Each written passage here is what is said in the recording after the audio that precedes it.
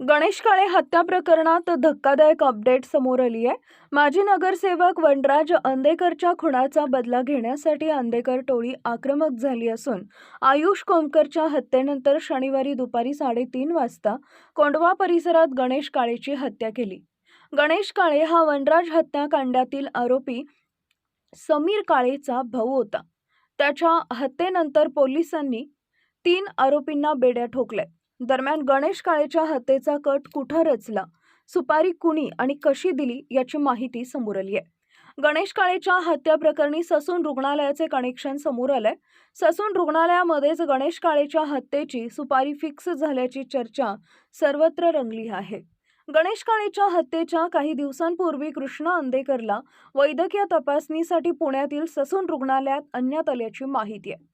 त्या वैद्यकीय तपासणी दरम्यान गणेश काळेच्या हत्या प्रकरणातील आरोपींनी थेट ससूनमध्ये जाऊन कृष्णा अंदेकरची भेट घेत असल्याचं सांगण्यात येत आहे। यानी या भेटीतच हत्येचा कट शिजल्याची माहिती समोर आली आहे।